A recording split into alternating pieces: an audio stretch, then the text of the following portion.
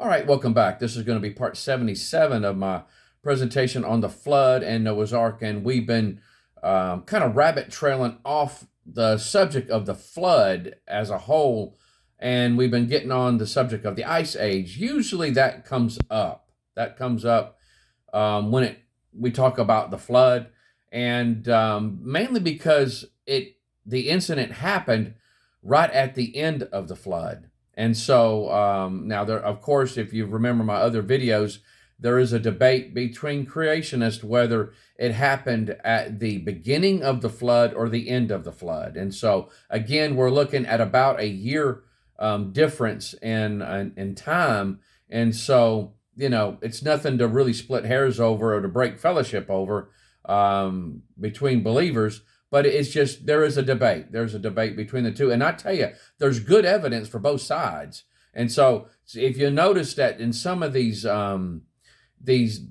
graveyards, these fossil graveyards, where these animals are all just in a jumble mess with trees that have been twisted and splintered and broken, it shows a tremendous amount of force that was applied to these areas and to these animals and to the trees itself. And so, which points to something more of a catastrophic nature like the flood. And still yet, we're still going to be talking about some things that were found in the area where these animals were found, where these graveyards were found. That's quite remarkable, and shows that there were other things at play here other than just water, other than just water and volcanoes. And so, which they have found, volcano, the ash has been found, in these areas also. And so, showing that the volcanic activity was at play. And so, we're gonna, the last video that we had, I was talking about bringing up the question, was the mammoths built for the cold? You think of the big hairy elephants that they had hair all over them, and they just looking at them, and you think of Ice Age, you would say, okay, they can keep pretty darn warm, and but there's a question, and just like the last video, where there's a debate whether they were built for the cold or not. And so some say yes, some say no. And so we also brought up the ears being small, rather than the ears on an elephant, a regular elephant that we have today. They're much bigger ears. And so these ears right here would have the chance of freezing. And so, getting frostbite, where the ears like this would be something more, would be a feature that you would find in something that lived in more extreme temperatures. And so also there was a flap over the anus. And so I don't know. I didn't go into any in-depth on the reasoning there. I guess maybe there's a problem with extreme temperatures and the anus on an animal being exposed. I don't know. That's just something I'm just throwing out. But they said there was a flap over the anus, and so, which would be something that I guess would protect the animal. And so, but those were two things that said that would show for it. And so we talked about how the hair, they got three sets of hair. Three layers of hair, and that some people said that they didn't have erector muscles that would fluff up. You'd see birds kind of fluff up themselves, and they didn't have erector muscles and oil glands that would protect the fur from matting. And so, and then others stated, like Michael Ord, that a scientist said that yes, they did have oily hair. They had the ability to protect their hair. And so, again, I gave you the reference for where Michael got his information at. So if you guys want to check that out, that you can if you want to on your own time. And so, but what we're going to do is we're going to continue on with the topic of were they built for the cold? And I'm going to show you some things, and we may rabbit trail on some topics. and share some other things that were found also. But and as a whole, guys, this is to drum up the curiosity, the interest that some of you guys may have in this, some questions that some of y'all may have. This is pretty much what I have found, what I have learned about these topics. And so, but at any rate, if you'll notice on the screen here, this is the Berezovka mammoth. It was found in 1900, and excavated in 1901. Now, if you guys remember several videos ago, that these animals at one point in time were thought to be giant moles, or they were called ice rats. And they also believed that these animals burrowed underground, and that would give off these little earthquakes. And so I know it's really wild type of thinking, but some of you guys might be thinking, why did they think that? And so if you'll notice how this animal is positioned, this is the way it was found. It looked like it was coming up out of the ground. And so several of them that they have found these animals appeared as if they were coming up out of the ground. And in actuality, they just died that way. They fell. I think this one here had a broken hip. We'll look at the information here in just a minute. But it's just trying to stabilize itself. Whatever happened, again, some of these animals died standing up. And so we're going to look at that and some of the theories surrounding why they died that way. What was the whole idea?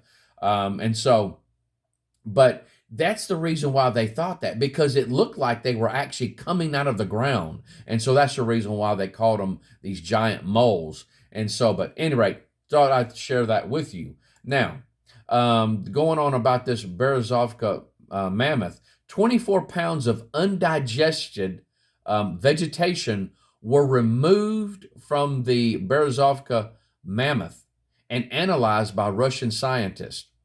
Sukhachev, 40 different species of plants, herbs, grasses, mosses, shrubs, and tree leaves.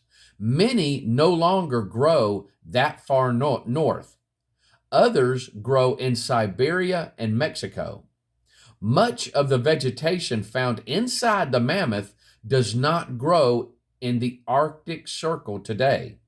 The flower fragments found in the stomach were eaten during warmer months, showing that the mammoth died during warm weather.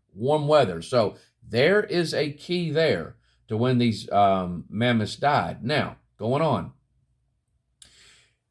It says the presence of so many varieties of plants that generally grow much to the south indicates that the climate of the region was milder than that of today. The discovery of ripe fruits and sedges, grasses, and other plants suggests that the mammoth died during the second half of July or the beginning of August. Very interesting there. Now, this chart here, excuse me, is to show you where these mammoths were found. It says that mammoths are found mostly in unglaciated areas. So that's where they were found. So real interesting there. Large unglaciated areas during the warm periods of the early stages of the Ice Age have been called Mammoth Steppe, believed to have been large enough to nourish large populations of mammoth herds. Now let's jump down to Hot Springs, South Dakota. And that's going to be that red dot right there. That's what we're looking at, the red dot. 1974, the first mammoth tooth was found by a construction worker, designated as a national natural landmark in 1980. 60 mammoths, I did say that, 60 mammoths to date have been excavated, including 57 Columbian mammoths. 57, guys, Columbian mammoths. And this is what a Columbian mammoth looks like. A little bit different. It does have some hair growing on it, but it looks more of a regular elephant would look like. Again, there's some differences there, but again, that's what a Columbian mammoth looks like. 3 woolly mammoths were found, 119 tusks, and 85 other species of animals, plants, and several unidentified insects. The mammoth must have been overwhelmed suddenly with a rapid, deep freeze and instant death. The sudden death is proved by the unchewed bean pods still containing the beans that were found between its teeth. And we're talking about the Berezovka mammoth here. And the deep freeze is suggested by the well-preserved state of the stomach contents and the presence of edible mammoth meat. It says here, in 1846, a surveyor named Benkendorf and his party were camped in Siberia on the, I'm going to try that word, Indigirka River. What would be called the Benkendorf mammoth was found in the standing position. It was fat and perfectly preserved. Its widely open eyes gave the animal an appearance of life, as though it might move in a moment and destroy them with a roar. They removed the tusk and opened its full stomach, containing young shoots of the fir and pine, and a quantity of young fir cones, also in the chewed state. Now, the Berezovka mammoth was found in the upright position also.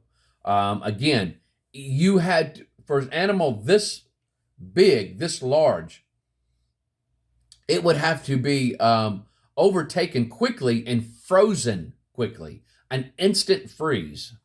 The elephant, being a close approximate to the mammoth, is a tropical, not an Arctic animal.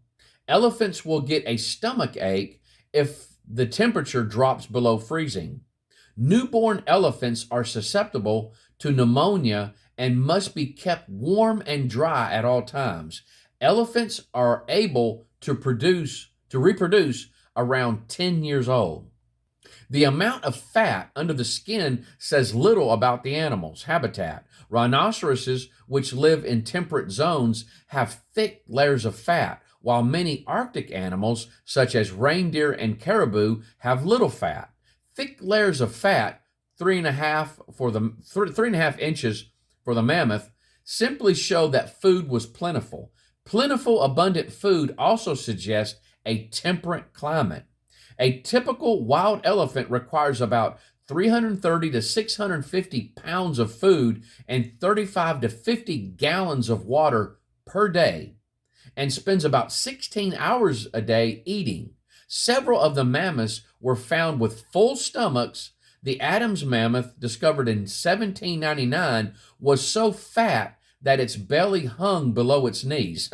So it was getting quite a bit of food. At normal body temperatures, the stomach acids and enzymes break down vegetable material within an hour. The vegetation found was still fresh, undigested, and unchewed, still showing the molar impressions on the plants that were in the mouth. The simplicity of the elephant's digestive system is illustrated by the stomach. The stomach is a simple sac that is oriented almost vertically. It is of an unusual cylindrical shape, with the middle region being partly granular. Unbelievably, not much digestion takes place in the stomach, but acts in the capacity of storage. Although they may consume much vegetation, not much of it is broken down in the process of digestion. As a result, seeds and other vegetation pass in a relatively untouched state, resulting in about half of the food being digested. Digestion takes place in the cecum, which is a 5 to 7 foot long pouch connected to the large intestine. And I have a note there. The combined length of the large and small intestines of an elephant is about 100 feet. Get that. All right, going drop down to the second paragraph. The flesh of many of the animals found in the muck, what the mammoths were found in, same area, must have been very rapidly and deeply frozen, for its cells had not burst. Large animals have less surface area compared to the volume or mass, and are made of more cells that release more heat into the animal's body. Frozen food experts have pointed out that to freeze a healthy live specimen, you must suddenly drop the temperature of the air surrounding it down to a point well below 150 degrees below zero. Some experiments have shown that the outer layers of skin would have to drop suddenly to at least 175 degrees below zero. Now, from what I understand, bird's eye frozen foods and other industries experienced in the freezing meat said, by popular opinion, that the temperature would have to be around minus 150 to minus 300 degrees below zero to freeze an elephant in less than 5 hours. And so, again, that is some extreme temperatures, guys. Extreme temperatures. There's several sources that I got some of this information from. The first part of it, going down to minus 150 degrees, that was from a bird's eye frozen food study, and that was from 1960. Sudden temp drop.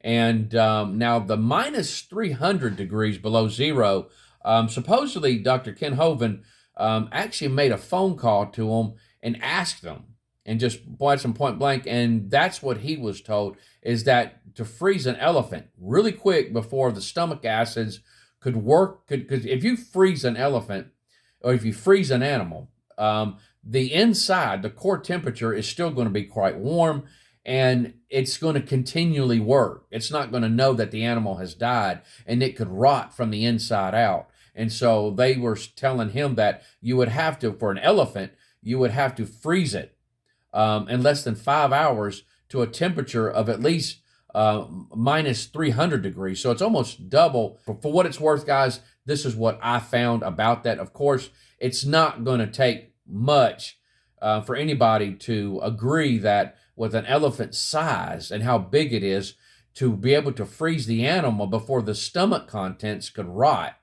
and still have pretty much a fresh state, you're going to have to freeze that elephant really, really fast. I think everybody can agree on that. And so now,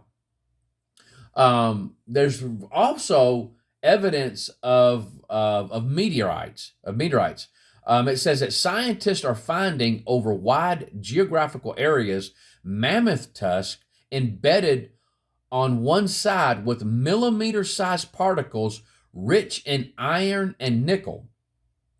This has led some to wonder if meteorites exploding high in the atmosphere punctured those tusks.